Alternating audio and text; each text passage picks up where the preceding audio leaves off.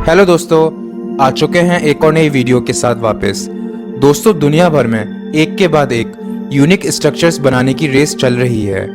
इस रेस में हिस्सा लेने के लिए और दुनिया भर से टूरिज्म अट्रैक्ट करने के लिए 2007 में आबू धाबी के खलीफा बिन जायद अल नहयान भी मैदान में उतर आए। लेकिन उनका टारगेट कोई बहुत ऊंची बिल्डिंग बनाने का नहीं, बल्कि एक ऐसी बिल्डिंग बनाने का था जिसका डिज़ाइन देखने दुनिया भर से लोग आएँ और जो फिजिक्स के लॉज को चैलेंज करे। और इसके लिए उन्होंने अपने कजिन शेख सुल्तान को अपॉइंट किया। ये टास्क मिलते ही शेख सुल्तान ने लंदन की टॉप आर्किटेक्चर फर्म RMJM से कांटेक्ट किया और यही इस खतरनाक बिल्डिंग को बनाने का सबसे पहला स्टेप था। कैसे इंजीनियर्स और वर्कर्स ने इस नामुमकिन चैलेंज को अंजाम तक पहुंचाया, कैसे इस बिल्डिंग को ठीक 18 डिग्री पर टिल्ट किया गया और कैसे लाखों टन वजनीय इस झुकाव को गिरने से बचाया, ये सब आप जान सकेंगे आज की इस वीडियो में। अगर आप हमारी वीडियो पहली बार देख रहे हैं तो हमारे चैनल को सब्सक्राइब जरूर करें और साथ ही दिए गए बेल आइकन को जरूर दबाएं ताकि हमारी अगली वीडियोस का नोटिफिकेशन आप तक पहुंचता रहे।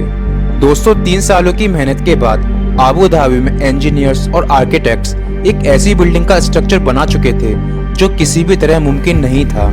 ये कैपिटल गेट बिल्डिंग का स्ट्रक्चर था जिसको आबू धाबी के खलीफा बिन जायद अल नहयान के कहने पर बनाया गया था, क्योंकि इस बिल्डिंग का लाखों टन वजन सिर्फ एक तरफ को झुका हुआ था। इसी वजह से इंजीनियर्स को ये डर था कि अगर कैलकुलेशन से थोड़ा भी ज्यादा वजन बढ़ाया गया तो बिल्डिंग का ये स्ट्रक्चर एक ही पल में ढेर भी हो सकता है। यहाँ तक पहुँचने के लिए कंस्ट्रक्शन टीम ने जिन चैलेंजेस का सामना किया था वो शायद बुर्ज खलीफा की कंस्ट्रक्शन टीम ने भी नहीं किया होगा, क्योंकि कैपिटल गेट का डिजाइन एक ऐसा डिजाइन था जो फिजिक्स के लॉज को तोड़ने के बिल्कुल करीब था। और जब बिल्डिंग लॉन्च के लिए बिल्कुल रेडी थी, आबू धाबी की खलीफा की तरफ से कंस्ट्रक्शन टीम को एक मैसेज आया जिसने कंस्ट्रक्शन टीम की मुसीबत को और भी ज्यादा बढ़ा दिया। मैसेज में उनका कहना था कि उनको इस बिल्डिंग के टॉप पर एक हेलीपैड भी चाहिए, लेकिन बिल्डिंग का लोड पहले से ही अपनी एक्सट्रीम लिमिट पर था। ना ही बिल्डिंग में हेलीपैड के लिए जगह छोड़ी गई थी, ना ही बिल्डिंग का डिजाइन इस चीज की परमिशन दे रहा था, और ना ही इंजीनियर्स में खलीफा को मना करने की हिम्मत थी। तो अब सिर्फ एक ही ऑप्शन बचा था कि किसी भी तरह बिल्डिंग के ऊपर हेलीपैड बनाया जाए। लेकिन सबसे बड़ा सवाल यही था कि आखिर कैसे। दोस्तों, कैपिटल गेट आबू धाबी में मौजूद दुनिया की सबसे शानदार बिल्डिंग्स में से एक है, जो उतनी ऊंची तो नहीं है लेकिन इसने आर्किटेक्चर के रूल्स को हिलाकर रख दिया था। 160 मीटर यानी 500 फीट ऊंची इस बिल्डिंग का आधे से ज्यादा वजन एक तरफ को झुका हुआ है। लेकिन ये किसी गलती की वजह से नहीं, बल्कि यही इसका डिजाइन था, क्योंकि कैपिटल गेट का झुकाव इटली के लीनिंग टावर ऑफ पीसा से भी 5 गुना ज्यादा है।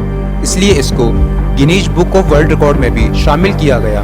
दोस्तों, जब शेख सुल्तान द्वारा लंदन बेस्ड आर्किटेक्चर फर्म को ये टास्क दिया गया तो उनका सबसे बड़ा चैलेंज यही था कि उनको एक ऐसा डिजाइन बनाना था जो उनके द्वारा ही बनाए गए आर्किटेक्चर रूल्स के खिलाफ हो। इसके लिए कॉन्सेप्ट आर्किटेक्ट नील वेंडर वीन ने आबू धाबी के रेगिस्तान में मौजूद खूबसूरत रेत के टीलों और समुद्री लहरों से इंस्पिरेशन ली और एक ऐसा डिजाइन प्रपोज किया जिसको समुद्री लहरों की शेप दी गई थी और जिसका बॉटम रेत के टीलों जैसा था। इतना ही नहीं, अलग अलग एंगल से देखने पर बिल्डिंग का व्यू बिल्कुल चेंज हो जाता है। ये डिजाइन शेख सुल्तान को पसंद तो बहुत आया, लेकिन इसमें एक मुश्किल थी। कैपिटल गेट की डिजाइन को रियलिटी बनाने के लिए एक्स्ट्रा ऑर्डिनरी इंजीनियरिंग चाहिए थी, क्योंकि डिजाइन के हिसाब से बिल्डिंग का टॉप उसके बॉटम से पूरे 108 फीट दूर था, और जिसकी वजह से बिल्डिंग पर इतना ज्यादा फोर्स लगने वाला था जो बिल्डिंग की फाउंडेशन को जमीन से ही उखाड़ सकता था। तो अब कंस्ट्रक्शन टीम को एक ऐसी फाउंडेशन तैयार करनी थी जो झुकी हुई साइड के लाखों टन वजन को आसानी से झेल सके। इसके लिए प्रोजेक्ट आर्किटेक्ट टोनी आर्किबोल्ड ने कैपिटल गेट की फाउंडेशन में 400 कंक्रीट पाइल्स इस्तेमाल करने का फैसला किया।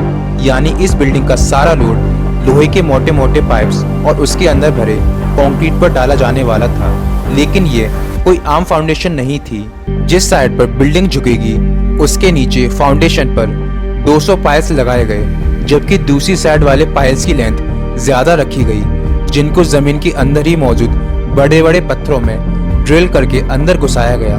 इसके बाद अब टाइम था फाउंडेशन का काम स्टार्ट करने का। इस फाउंडेशन के लिए बहुत बड़े लेवल पर खुदाई की ज़रूरत थी और तकरीबन 9,600 टन मिट्टी ज़मीन से निकालनी थी। यानी सिर्फ फाउंडेशन बनाने के लिए ज़मीन से निकलने वाली मिट्टी का वजन 1600 हाथियों के वजन के बराबर होना था। इंजीनियर्स और वर्कर्स ने दिन रात एक करके सिर्फ 3 महीनों में ही फाउंडेशन का काम पूरा कर लिया, क्योंकि इस बीच शेख सुल्तान ने इस बिल्डिंग की डेडलाइन 2 साल की कर दी थी। यानी अब इंजीनियर्स के पास सिर्फ 24 महीनों का वक्त था, जिसमें उनको फाउंडेशन के साथ बिल्डिंग भी खड़ी करनी थी और इंटीरियर का काम भी कंप्लीट करना था। और फाउंडेशन का काम खत्म होते ही उन्होंने बिल्डिंग की कंस्ट्रक्शन का काम शुरू कर दिया। लेकिन यहाँ उनको एक और चैलेंज का सामना करना पड़ा। दोस्तों, नॉर्मल स्काईस्क्रैपर एक सॉलिड कोर के चारों तरफ बना होता है जो बिल्कुल सीधा ऊपर तक जाता है। लेकिन कैपिटल गेट के केस में अगर ऐसा ही कोर बनाया गया तो झुकाव के कारण कोर एक तरफ को मुड़ भी सकता है, जिससे पूरी बिल्डिंग गिर भी सकती है। जिसके बाद यह प्लान किया गया कि कैपिटल गेट का कोर सीधा नहीं बल्कि कर्व बनाया जाएगा और कोर पूरा बनने के बाद बिल्डिंग का बचा हुआ हिस्सा इसके चारों तरफ बनाया जाएगा। इस खास तरह के कोर को बनाने के लिए 2 करोड़ 15 लाख केजी का स्टील और 3 करोड़ 60 लाख केजी का कंक्रीट इस्तेमाल होना था। लेकिन दोस्तों, आबू धाबी की तेज गर्मी में अगर कंक्रीट को दिन के समय डाला जाता तो वक्त से पहले ही सूख जाता, जिसकी वजह से कोर में क्रैक पड़ने का खतरा था।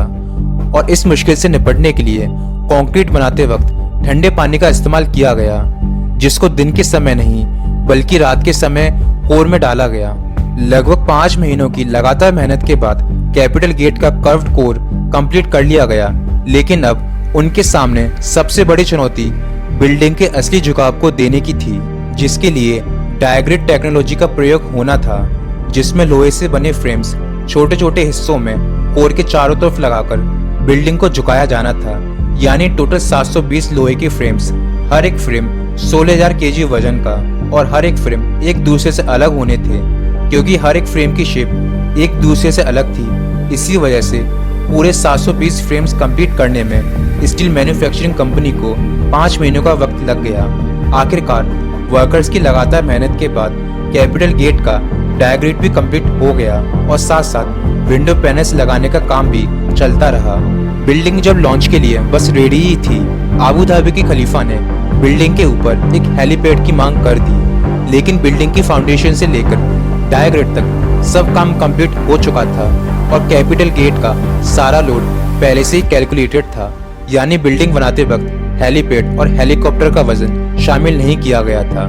इसलिए अब फिनिशिंग का काम रोककर एक बार फिर से सारी स्ट्रक्चरल कैलकुलेशंस की गई और इसके साथ ही लंदन में कैपिटल गेट के मॉडल का विंड टनल टेस्ट किया गया, जिसमें यह बात निकल कर आई कि बिल्डिंग हेलीपैड का वजन तो झेल सकती है, लेकिन बिल्डिंग पर हेलीकॉप्टर लैंडिंग के दौरान क्रैश कर सकता है।